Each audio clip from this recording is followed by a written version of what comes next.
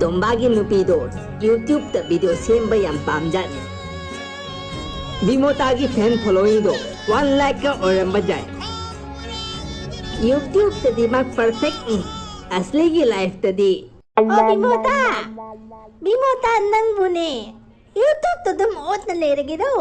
ꯆꯥꯛꯇꯤ ꯀꯅꯥ ꯊꯣꯡꯗꯣꯔꯤꯒꯦ? ꯏꯃꯥ ꯉꯥꯏꯈꯣꯅꯦ, ꯚꯤꯗꯤꯑꯣ ꯍꯥꯟꯅ ꯁꯦꯝꯈꯤꯒꯦ꯫ ꯃꯌꯥꯝ ꯒ꯭ꯌꯥꯟ ꯇꯥꯔꯕꯣ? ꯉꯁꯤꯒꯤ ꯔꯦꯁꯤꯄꯤꯁꯦ ꯀꯃꯥꯏ ꯁꯦꯝꯃꯤꯅꯣ ꯈꯪꯉꯕꯣ? ꯉꯁꯤꯒꯤ ꯔꯦꯁꯤꯄꯤꯁꯦ ꯃꯁꯥꯗ ꯀꯥꯟꯅꯕꯅꯤ꯫ ꯑꯉꯥꯡꯅꯁꯨ ꯆꯥꯕ ꯌꯥꯏ, ꯑꯍꯟꯅꯁꯨ ꯆꯥꯕ ꯌꯥꯏ, ꯀꯩꯁꯨꯝ ꯀꯥꯏꯗꯦ꯫ ꯑꯗꯨꯒꯩꯗꯤ ꯃꯌꯥꯝ ꯑꯩꯒꯤ ꯆꯦꯅꯦꯜ ꯕꯤꯃꯣꯇꯥꯒꯤ ꯆꯥꯛꯈꯨꯝꯗ ꯁꯕꯁꯀ꯭ꯔꯥꯏꯕ ꯇꯧꯕ ꯀꯥꯎꯅꯨꯀꯣ꯫ ꯅꯪꯒꯤ ꯌꯨꯇ꯭ꯌꯨꯕꯇ ꯂꯣꯏꯔꯕ ꯍꯤꯔꯣꯏꯟ, ꯅꯪꯒꯤ ꯃꯅꯦꯕꯣꯛ ꯅꯣꯡꯉꯥꯟꯕꯗꯤ ꯀꯩꯁꯨꯝ ꯆꯥꯗ꯭ꯔꯤ, ꯄꯨꯛ ꯂꯥꯝꯕꯅ ꯂꯣꯏꯔꯝꯃꯅꯤ, ꯑꯗꯨꯒ ꯈꯟ ꯂꯥꯛꯇ꯭ꯔꯣ? ꯑꯁ ꯀꯔꯤ ꯊꯣꯡꯉꯤꯅꯣ ꯄꯣꯔꯣ ꯆꯥꯔꯒꯦ꯫ ꯀꯥꯎꯇꯦꯗ ꯏꯃꯥ, ꯁꯦ ꯑꯩꯅ ꯅꯨꯗꯜꯁ ꯊꯣꯡꯕꯅꯤ, ꯆꯥꯅ ꯑꯝꯇ ꯌꯦꯡꯉꯨ꯫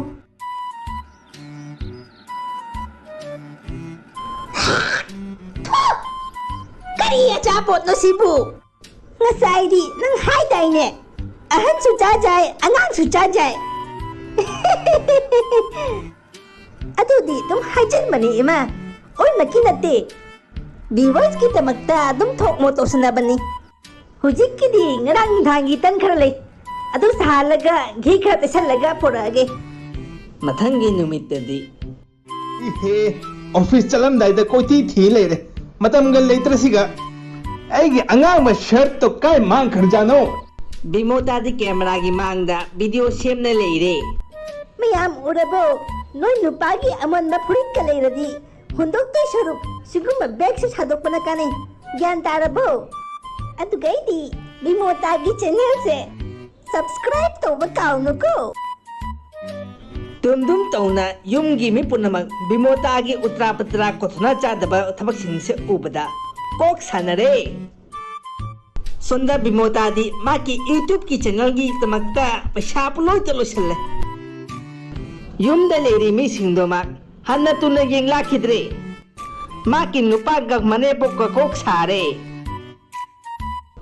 ꯅꯣꯡꯃꯗꯤ ꯃꯅꯦꯕꯣꯛꯇꯣ ꯇꯤꯚꯤꯗ ꯀꯨꯝꯍꯩ ꯌꯦꯡꯉꯤ ꯃꯇꯝꯗ ꯊꯣꯡꯗ ꯀꯅꯥꯅꯣꯝꯅ ꯕꯦꯜ ꯌꯩꯔꯦ꯫ ꯀꯅꯥꯅ ꯇꯧꯔꯤꯁꯤꯕꯨ? ꯊꯣꯡ ꯃꯄꯥꯟꯗ ꯐꯖꯈ꯭ꯔꯕ ꯂꯩꯁꯥꯕꯤ ꯑꯃ ꯂꯦꯞꯅ ꯂꯩꯔꯝꯃꯦ꯫ ꯑꯟꯇꯤ, ꯅꯪ ꯏꯆꯦ ꯕꯤꯃꯣꯇꯥꯒꯤ ꯃꯅꯦꯕꯣꯛꯔꯣ? ꯍꯧꯖꯤꯛꯀꯤꯗꯤ ꯑꯩ ꯆꯥꯊꯛ ꯐꯪꯗꯕ ꯅꯨꯄꯤꯅꯤ, ꯅꯣꯡꯉꯥꯟꯕꯗꯤ ꯀꯩꯁꯨꯝ ꯆꯥꯗ꯭ꯔꯤ꯫ ꯅꯪꯗꯤ ꯀꯅꯥꯅꯣ? ꯑꯩꯗꯤ ꯏꯆꯦ ꯕꯤꯃꯣꯇꯥꯒꯤ ꯐꯦꯟꯅꯤ꯫ इचे बिमोता से थबक पुनो कमाय तोड़ी नो खंदी ने लोइना हईने इमा मेरिना लाइरो लाओ लाओ फमला बिमोता कनानो लेसाबी से मसक जाम फजेनी इमा लेसाबी से आइगी फैननी माक लुहोंग दे हंदक अदुना माकी ममा मपादुना अयोंदगी युंगी थबक खत्म झलुचो हाय थरैनी मेरिना से आई दुमाय सेंबियु हाय इमा इमा मेरिना नंग मको पत्रबो सिगा सेन हुंदोपै खलिदो अखोय मने बॉक्स फगी खरा फबनी सीरियसली लौनु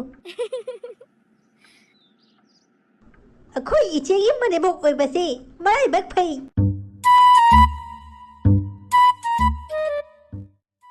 मेरिना ना फजना युमगी मी पुनमक के चाक हिंजांग थोंबीरे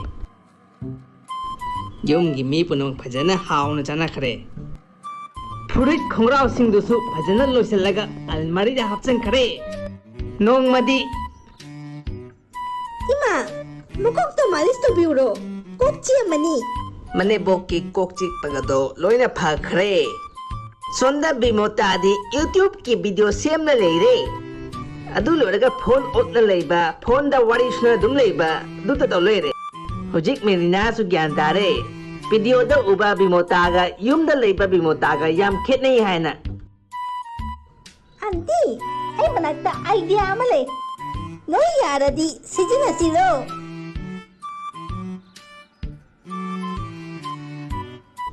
मथंगी नुमित्ता तोंबाना मेरिना आई फुरित तो कदाइनो मेरिना ना तोंबा की शर्ट तो पुथोगा मांगोन दा पीरे अैना नंगी खंगरा पुरी फजना सुदोगा प्रेस साथ होगा अलमारी दा हपचन थमग्रबनी Nang dumaina maram mokpa nupi desa nupa su phangadi haraubana loidrobani. Tiffin du su ngasi nga thongmani yam hauna chaw ko. Yareda, lugyam seba tawbiradi ai nangonda thadokpa ngamoroi. Sonda bimota di moi torido tumin yengi jani. Dugai di laaga tomba gi furito semjana na leire. Tomba su nokpit tawna thabak ta chat khare. Merina, nang na engonda ahaw ba pijadana masasa noy bana loire idi. Khare ni giwani ima. Nu loire ngai han khidroni.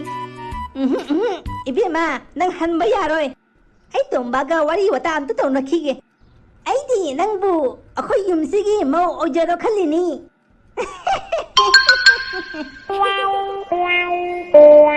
Bimota di moi wado tumin tari jani. Sanhada tomba su yumda hale. Tomba di bimota da hannabak yengamdre.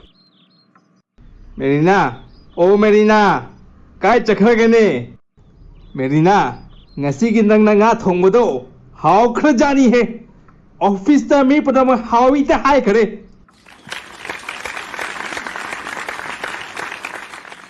Bimota di gyan tadre kaino torisen. Ai penjare, engonda kanat sunungchide. Ima sunungchide, nang sunungchide. Ihe, ai di nang warani haina thabak suandrini. Nang di YouTube ki video sabada matam su sangdre. Nong ta su nang na ai kari chak hinjang pami. Ai puri khongrao do kai thami hai bro. Ai nongonda chakor nupi di mai thabak su hai nante. Do thabak to khara su de ai jam harau je ba. Ai ma, kedawi kapino ne. Ngasi di YouTube ki video ga sima roitro. Project ti matam ya phangani nang di. Akhoi di kaino. Akhoi gi di Merina le. Kuk lamandana kuk ngao re di. Merina lakpadagi ai masaga se khara phagat le. Ai bhap tare ima. Ai matu manau dumaina tawroi. Merina, ai nangi mama papa gi paisa singdo. Ai handok chadage. Ai atai takpi bangambaroi. Engon da gyan takpi bagi thank you.